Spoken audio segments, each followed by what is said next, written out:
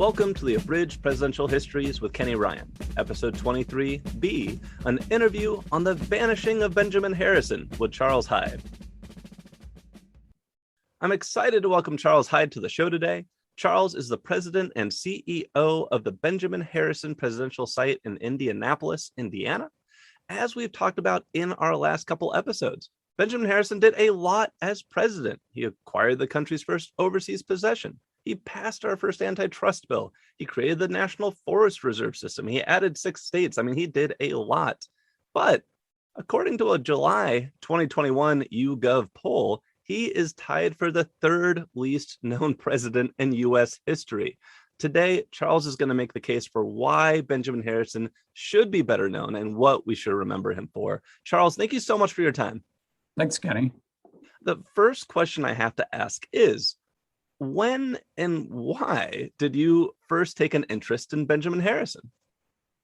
Well, for my part, I'm a native Hoosier. My family roots stretch across the country, but I have a background in history. I have a history degree from Hanover College. I spent a year abroad in England studying history. And so when I came back and was looking to start my professional career, I wanted to put my history degree to practical application.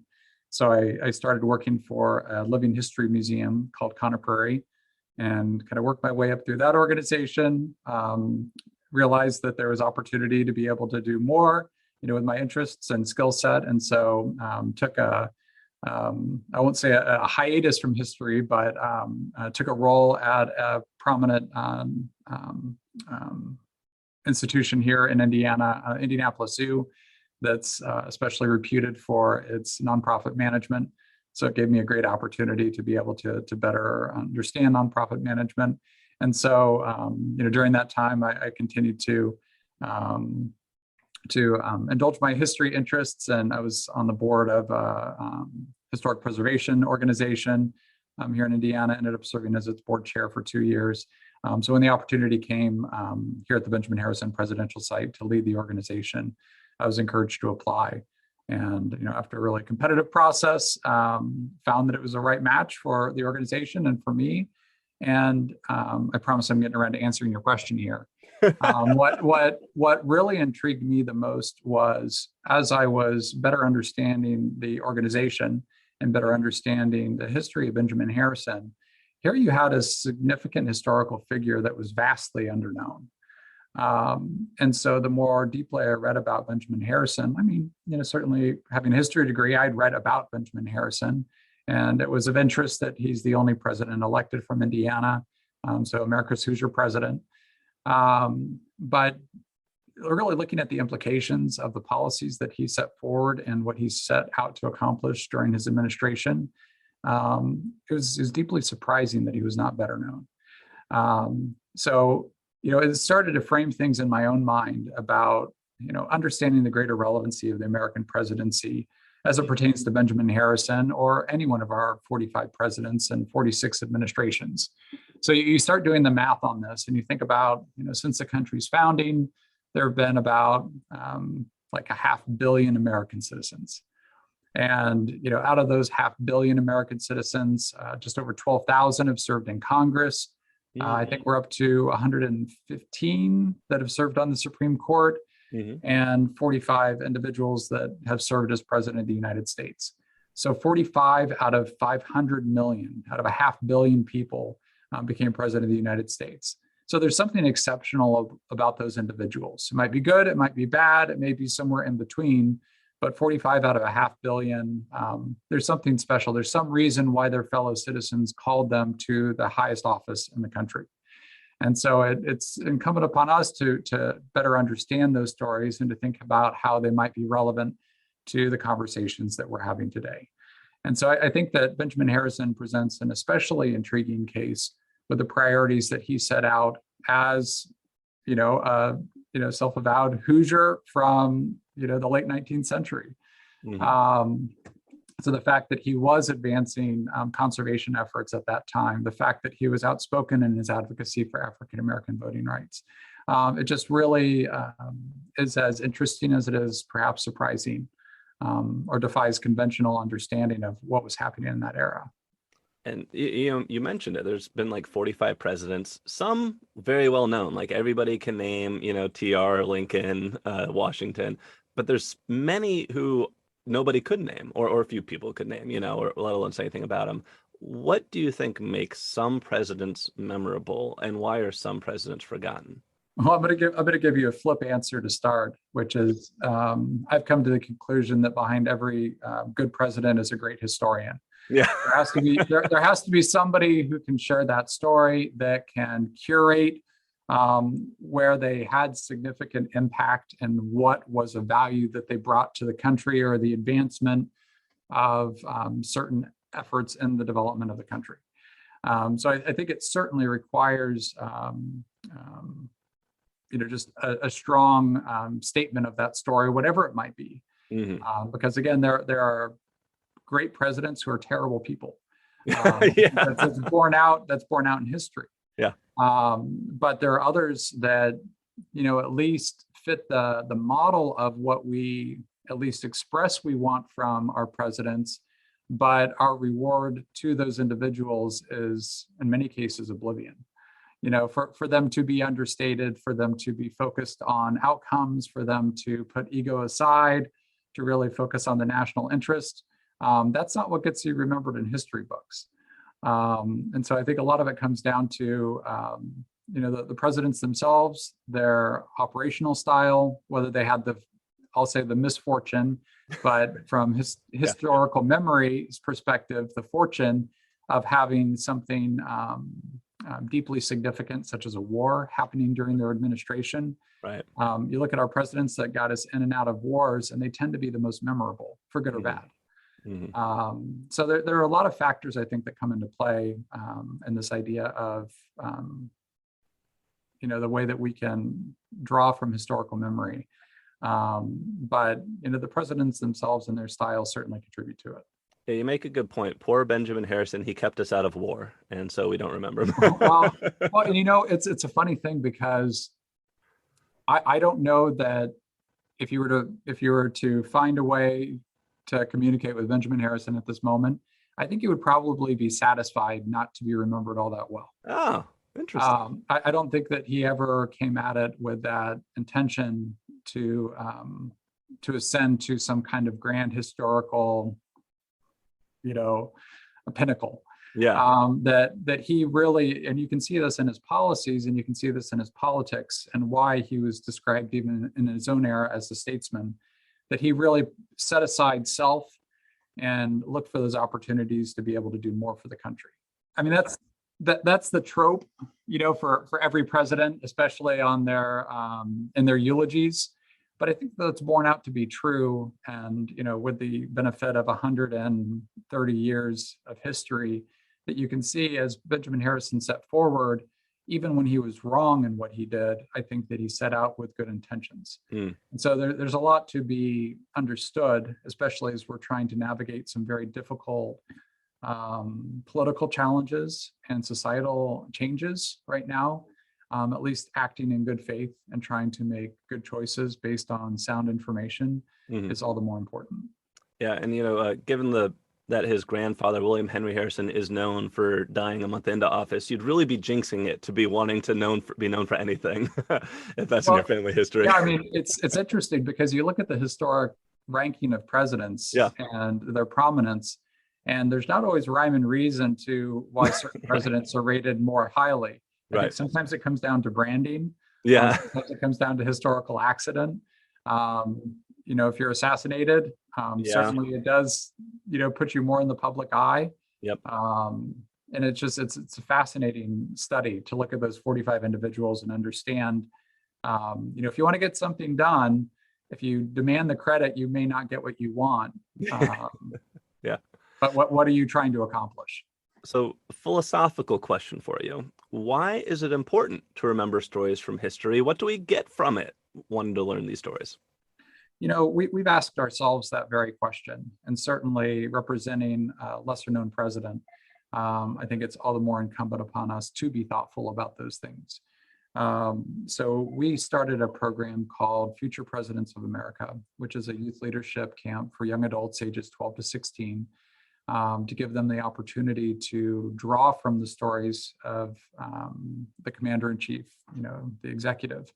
And with having these 45 very distinct individuals to be able to draw from, it really gives you an opportunity to think about the different pathways to influence and power, whatever that might consist of.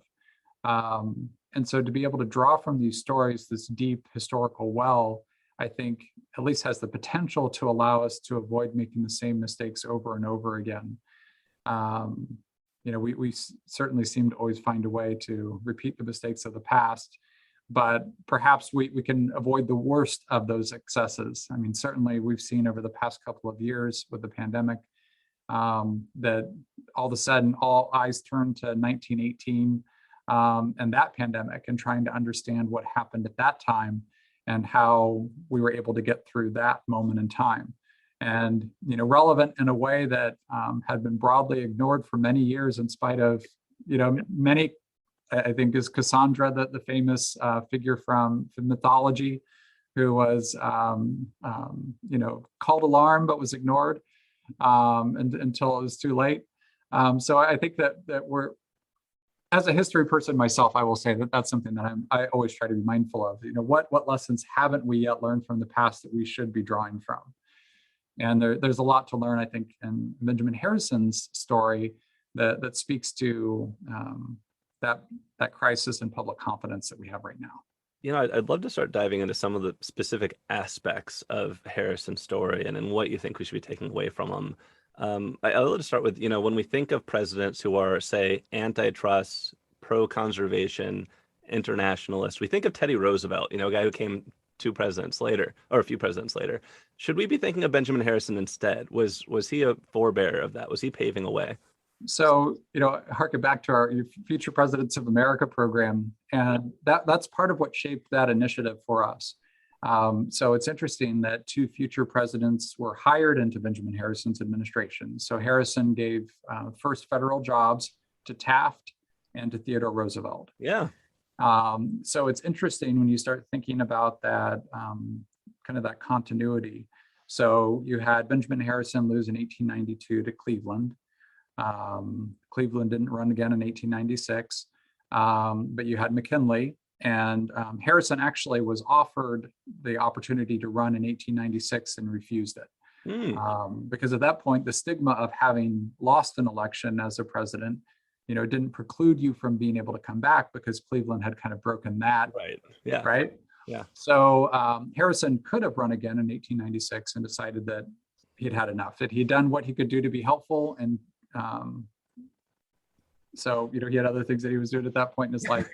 Yeah.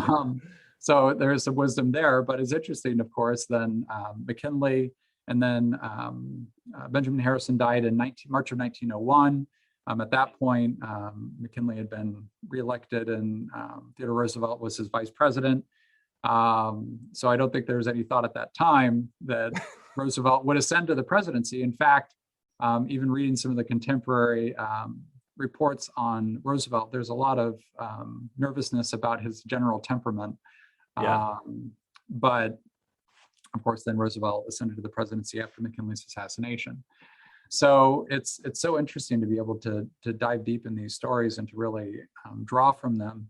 In fact, you think about Roosevelt and how he ended up, at least in historical memory, attaching to those ideas. If you're vice president and all of a sudden, the president is murdered, and you think, oh goodness, I've got ideas of my own, but I need a roadmap here to think through how I'm going to be able to execute what I want to accomplish. It's not surprising that you would hearken back to administrations that you had served in, right? Thinking back to what those priorities would be.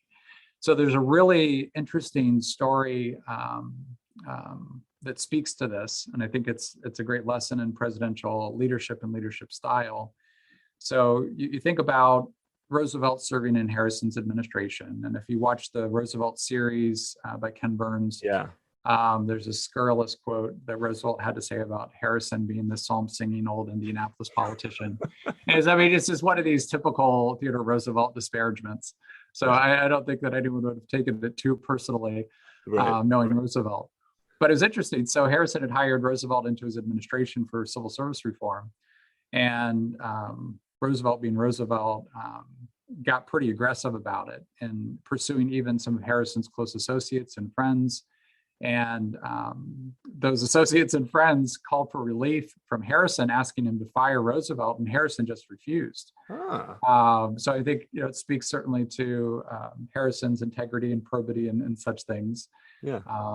But clearly Roosevelt was a bit of a nuisance to him, just in terms of riding roughshod over the things where he maybe could have been a little more delicate. So you get additional insight into all of this. You fast forward a few years when Roosevelt was then governor of New York.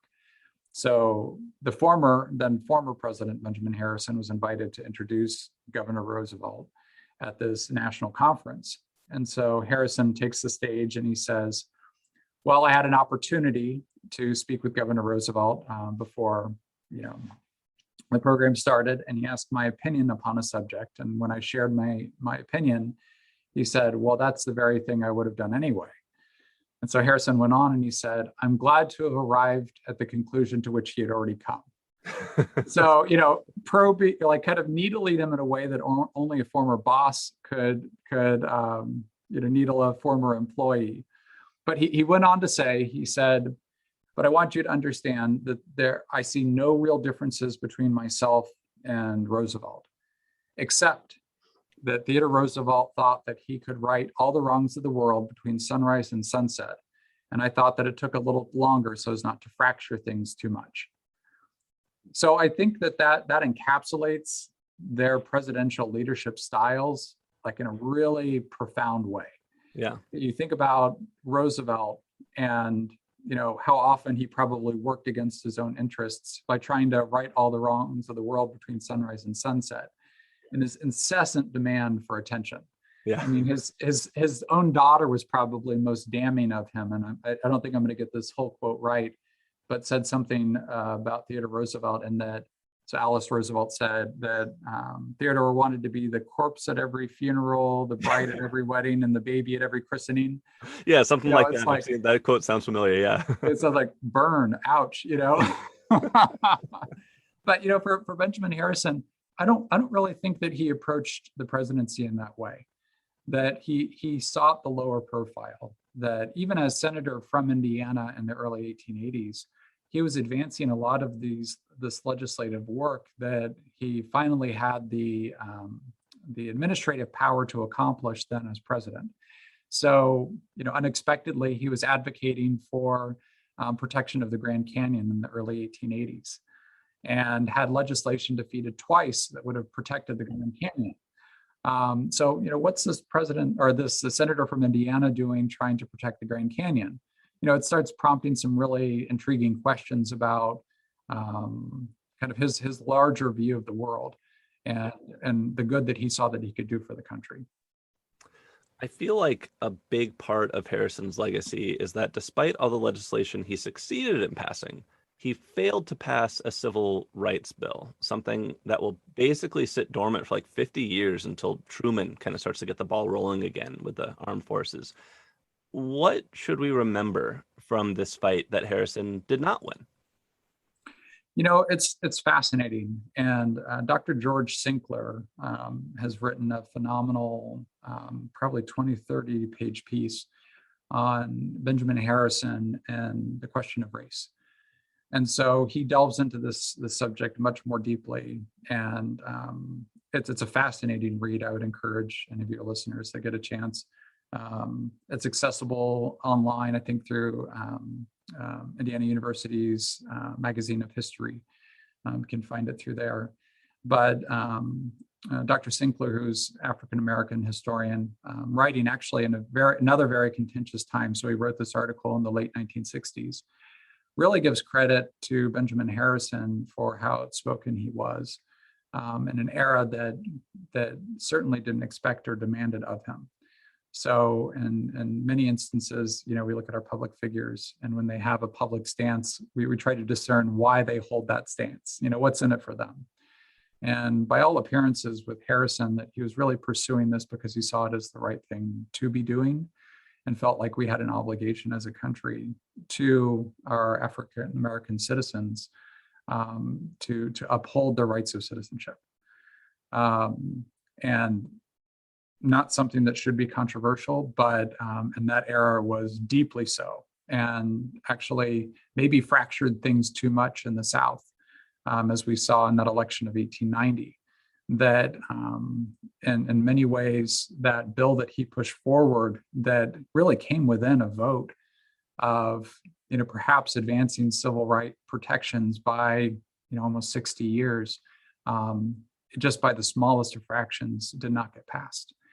And so Harrison, I think, approached that legislation earnestly. It was called the Lodge Bill.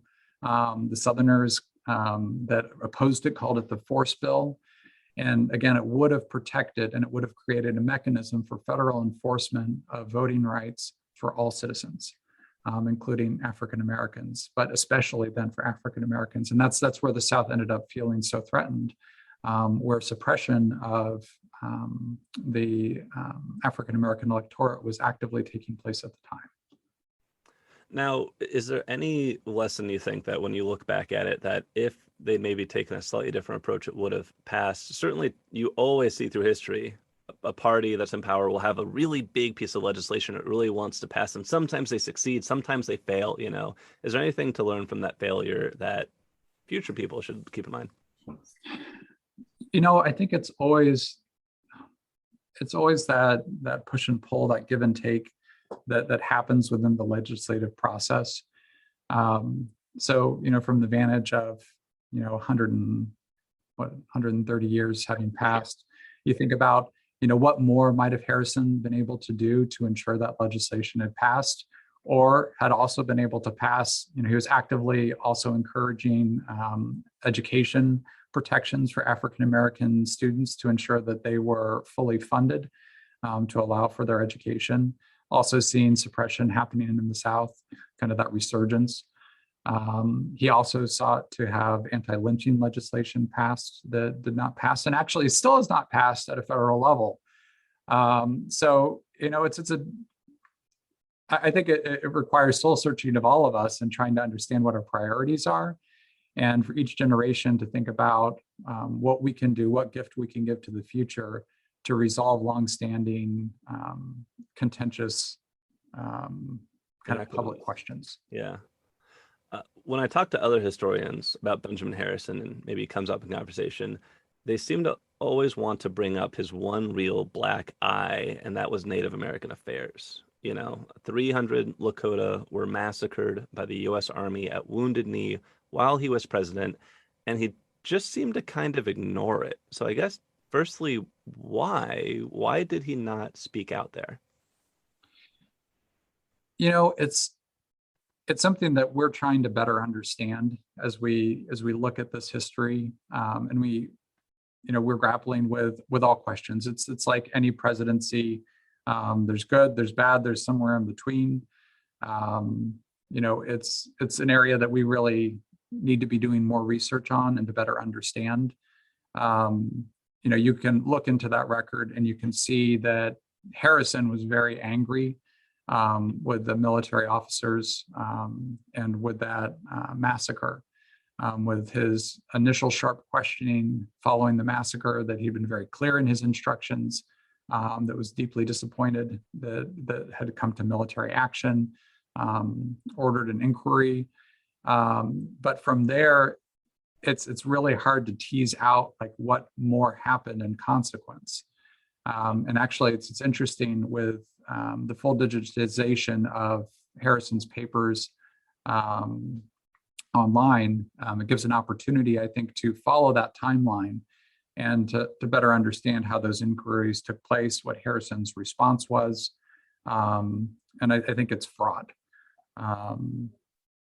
It probably is as much a reflection on 19th century presidency and how it interacted with Native peoples.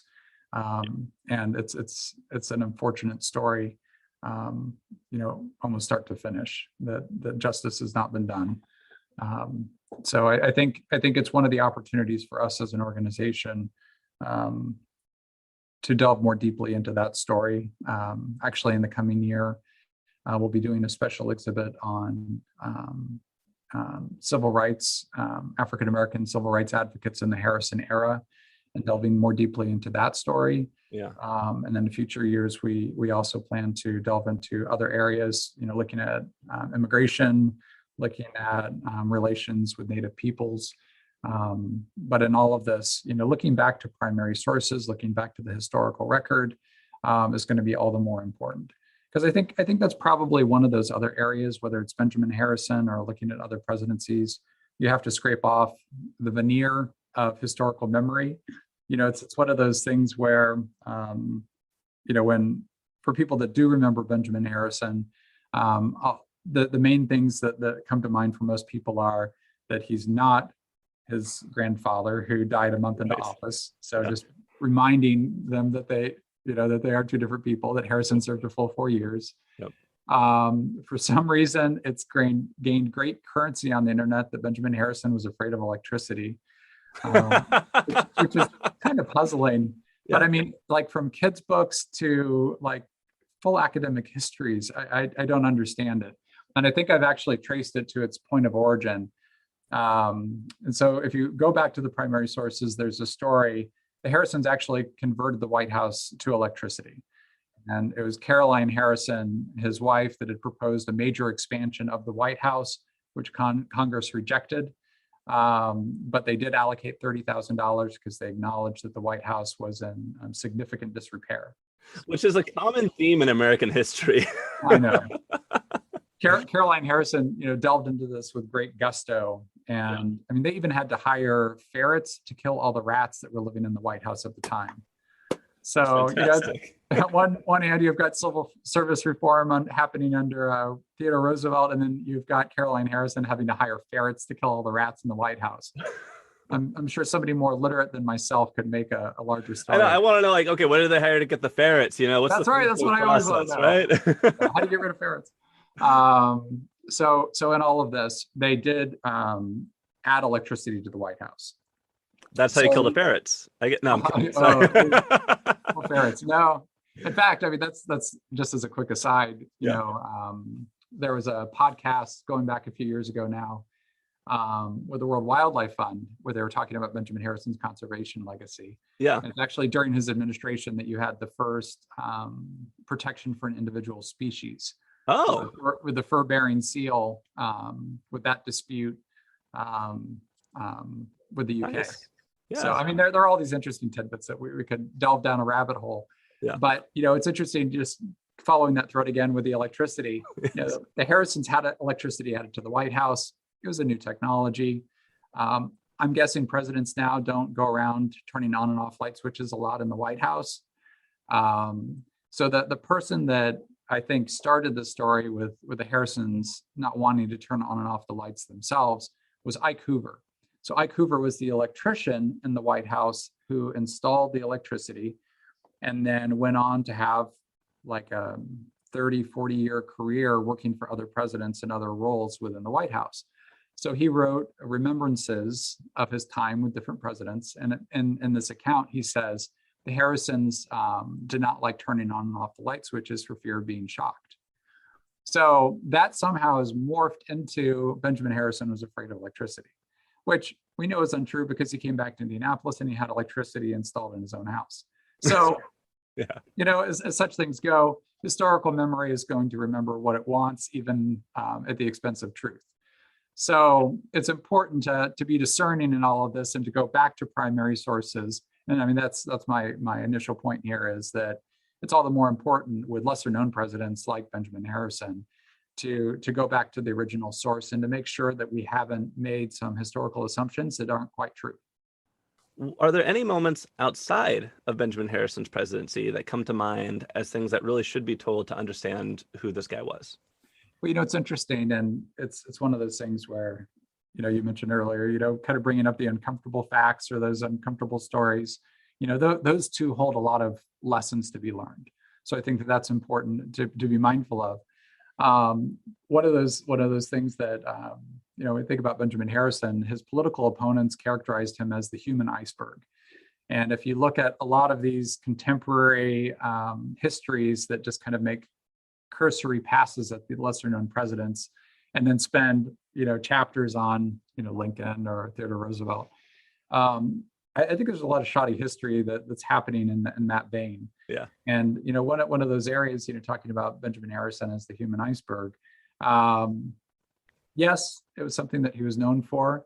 But if you look at the actual stories that recount relations with Benjamin Harrison, I think that as centennial president, so elected 100 years after George Washington, that he sought to emulate some of the austerity of Washington. And what was admired in Washington as this kind of, natural nobility was seen as aloof or standoffish with Benjamin Harrison.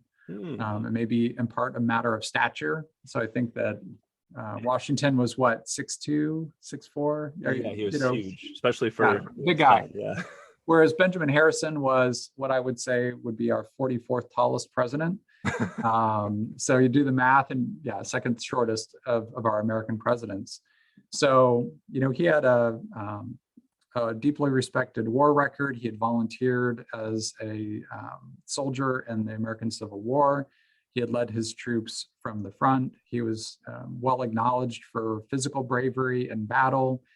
He even served as battlefield surgeon for his troops after a battle when he was separated from the surgical unit.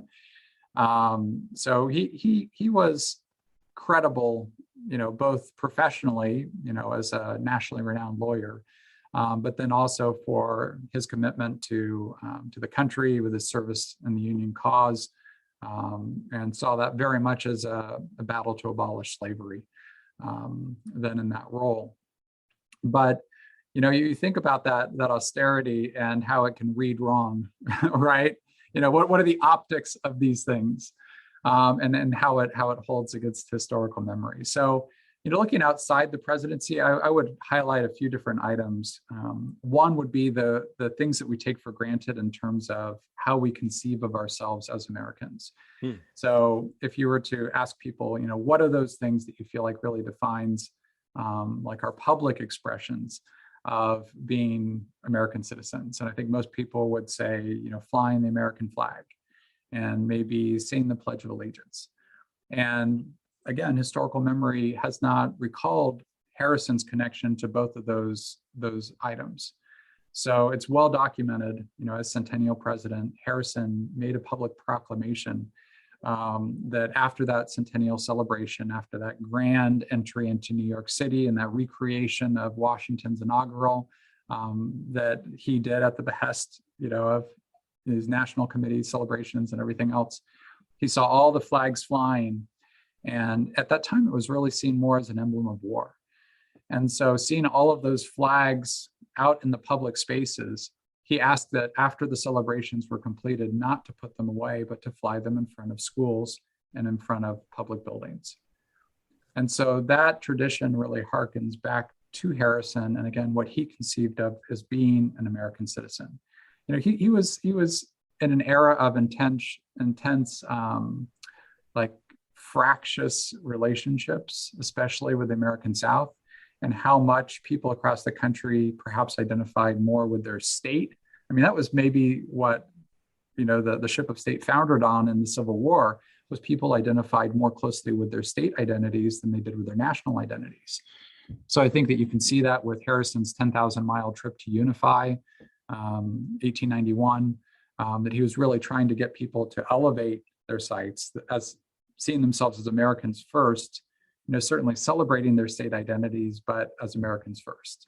Yeah. And framing that out, he said, an American citizen could not be a good citizen who did not have a hope in his heart. And so, to take that one further, and he also called upon the Pledge of Allegiance to be used in all schools nationally. So both of those legacy items harken back to Benjamin Harrison. So certainly they happened during his presidency, but they've had a life and they've taken on a life well beyond his presidency. And again, I think in many ways, we find ourselves surrounded with the implications of Benjamin Harrison's leadership in our day-to-day lives in ways that just don't come to mind, because we just take them for granted as, well, this is the way it's been, this is the way it would be. Yeah. And in many other countries, if you travel abroad, you find that that's just not the case. Right. This is something that is uniquely American, Yeah. and in large part harkens back to Harrison's vision for the country. Yeah, thank you for those two stories. I love examples of stories of things that, as you say, we just take for granted, but you realize like, oh, no, this happened because this person who I've totally forgotten ever existed, they made it happen. That's really cool. Well, and two other things, just outside the presidency, Yeah. they're being able to draw from stories, as you note, is important, just gives them that deeper context, and it allows you to proof test other characterizations of individuals. Mm-hmm. So I love the story, and this is actually in the New York Times from the mid 1890s, of ex-president plays policeman, was the New York Times headline. Okay. So apparently the story that goes with it is that Benjamin Harrison had returned to Indianapolis by that time. And he was walking through the neighborhood where the Benjamin Harrison presidential site is today, the Old North Side. And a woman runs up to him and says, "Those men," and points out a couple of guys kind of skulking away. She said, "Those men stole my purse." So as president of the United States, former president of the United States, what are you going to do? Well, Harrison felt obligated to chase the men down. So Harrison, at that time, in his 60s, takes off on foot after these two guys, realizes that they're clearly quicker than he is. So he commandeers a horse cart, chases them down in the horse cart, leaps off and tackles one of the guys and keeps him pinned until the police can arrive. The other guy escaped. But yeah, thinking about that, it's like, okay, so this is a different person maybe than the way that history has remembered him. Kind of that dichotomy between, Benjamin Harrison, was he afraid of electricity? Right. My guess, as a Civil War veteran, battle tested and chasing down purse thieves in public, the guy probably was not afraid of electricity. Yeah, I've never seen an iceberg chase down a criminal. So, well, and actually, it's not an isolated case either. So even during Harrison's presidency, there's a great story, and actually, you can find this on the White House Historical Association's website, of there being a dinner party at the White House, and Harrison hearing a commotion downstairs. And this is in the era of no Secret Service, so the presidents really had no protections. And you think about that. More than a century for presidents with no protections. So Harrison, comes downstairs and sees two off-duty police officers grappling with a man who appears to be profoundly disturbed in some way. Later turns out that he was rip-roaring drunk. But he's laying into these police officers saying, "Tell me where the president is. I'm going to kill him." And so apparently knocks out this raging drunk, knocks out one of the off-duty police officers. And Harrison calls to the other officer. He says, "What can I do to help?" And he's like, "Help me restrain him." So there are two accounts of what happened next, both of which I think are all the more intriguing. So he either went directly to the curtains and pulled down the curtain cords, and then tied the guy up hand and foot, restraining him, or rushed to the guy, cold cocked him, and then tied him up. But go to the White House Historical Association, you'll find this story. Yeah. But it's alarming and surprising to think about these things happening in the 19th century to our presidents, and that this is at least how Benjamin Harrison responded in such a dire situation. Again, I think it speaks to who he was and his more action-oriented nature than some histories may portray. All right. So if someone walks up to you and they're like, "I've never heard of Benjamin Harrison. Tell me one story about Benjamin Harrison." What's the one story you tell that is revealing of his character? I think it's interesting. I've shared some of my favorite stories. Yeah, there's been so many great stories. It's been fantastic. Yeah. So I'm really intrigued. He conducted a front porch campaign from here in Indianapolis. Yeah. So that election of 1888, the news came across the wire, literally across the wire, In that era, we forget there was instantaneous communication in 1888, but they had telegraph and they had telephone. So when that news came across from Chicago and that convention that Harrison had received the nomination, the city swelled up in celebration. So by that night, over 10% of the city's population had swelled around Benjamin Harrison's front door. So you had like 8,000 people, calling for Harrison to give speeches. So we actually have a special exhibit right now called The Night Indianapolis Roared that looks more deeply. And that one day of June 25th, 1888, we have contemporary photos of that era. And it's really fascinating because it's such a diverse crowd in terms of like race than you might imagine. And, people of all ages, barefoot boys, it's really fascinating to get that snapshot of that era. But I think it's all the more interesting when you start looking at what that front porch campaign looked like. So one of the things that's really striking to me as you look at that front porch campaign, delegations coming from across the country to Harrison rather than Harrison having to travel out across the country. And so, with those delegations coming to Harrison, there was a group of 300 African-American men who called themselves the Harrison Club, who came to Harrison's front door and wanted to congratulate him on receiving the nomination. And so he welcomed, he greeted them, and he gave extemporaneous remarks to them. And I mean, that's one of the fascinating things about Harrison was that he was, I think, such a thoughtful person and had such a sure sense of self and of center that I think that articulating these loftier thoughts came more easily to him than it did for many others. But in his response to these 300 African-American men, he shared the story of growing up on the Ohio River. So remembering at that time, south of the Ohio, you had slave states, and north of the Ohio, you had free states. Right. And you add to that complex mix, his great-grandfather was Benjamin Harrison V, who was a signer of the Declaration of Independence, a governor of Virginia, and a slaveholder.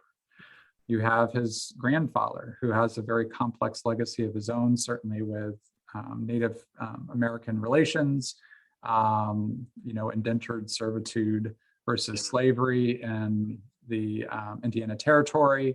And so, for Harrison to kind of come out of that family and to be fiercely, staunchly anti-slavery, something formative had to have happened. Something must have made Benjamin Harrison appreciate this special situation, why we needed to ensure the freedom of African-American citizens and respect those rights.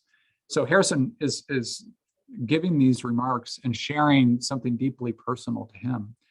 And he says, I remember as a small boy being on the Ohio River and coming across a fugitive slave, in the canebrake. And we startled each other, upon discovery.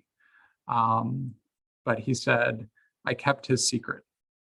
And so you think about that and, what it means for, a very prominent man, at that point, would have been in his late 50s,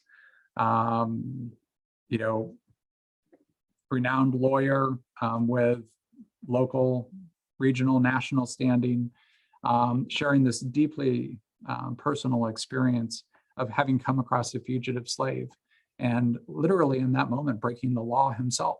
Mm-hmm. Yeah. So you look at Harrison, if there's one thing that defined his legacy, I think it's justice through law. But in that moment of lawlessness as a child, protecting that fugitive slave secret, I think it was something that Benjamin Harrison had thought deeply about and certainly informed many of his later actions. Yeah, certainly. What is Benjamin Harrison's lasting legacy? I think a lot of it harkens back to this idea of what it means to be an American citizen, that the crucible of war had been so profound for him, and his appreciation for what this country was and could be. He certainly saw opportunity for the country to grow and expand and to draw responsibly from its natural resources.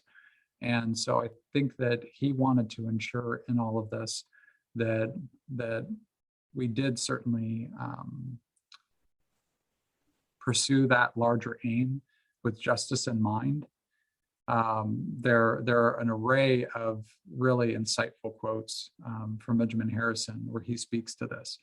Probably one of the most quoted is, I pity the man that wants a coat so cheap that the man or woman who makes it starves in the process. Just this idea of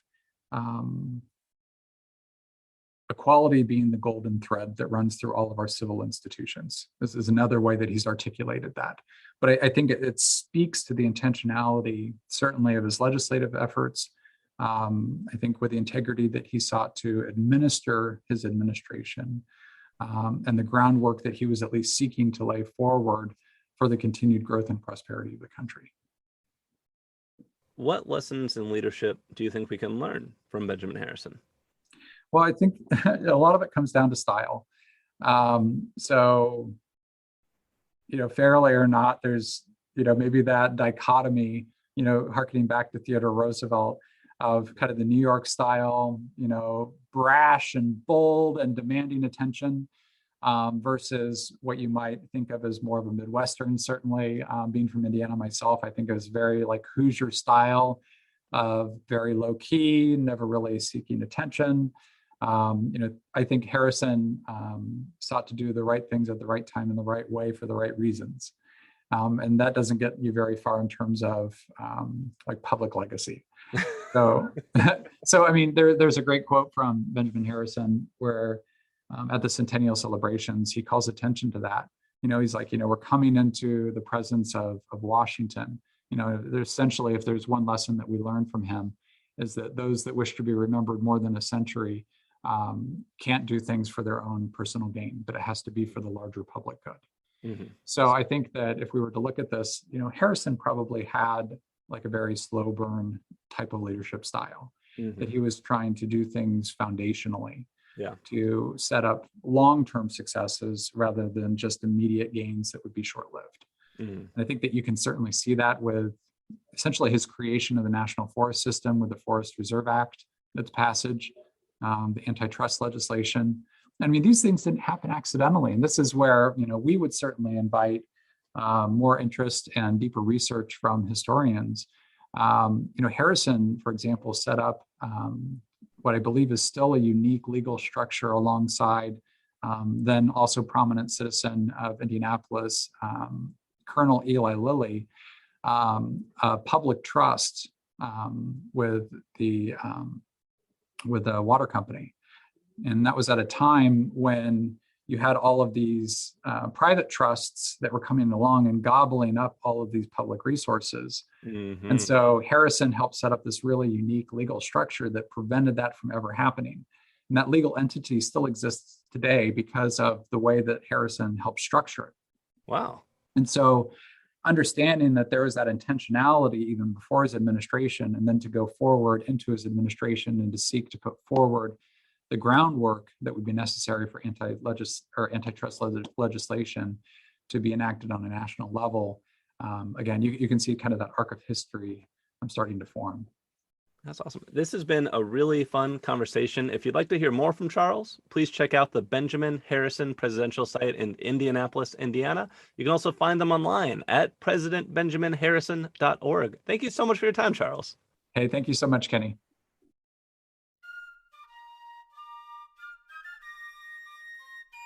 Thank you for listening to today's episode of Abridged Presidential Histories. If you enjoyed it, please subscribe, tell your friends about the show, and leave a 5-star review on your podcast listening platform of choice. It's always so good to hear from you. You can also follow the show on Facebook at Abridged Presidential Histories or on Twitter at APH Podcast. If you'd like to support the show, you can look it up on Patreon or go directly to www.patreon.com/abridgedpresidentialhistories. This helps me buy books and pay to host the show. And thank you so much to everyone who has contributed so far. The music in today's podcast is a public domain recording of the United States Army Old Gar Fife and Drum Corps.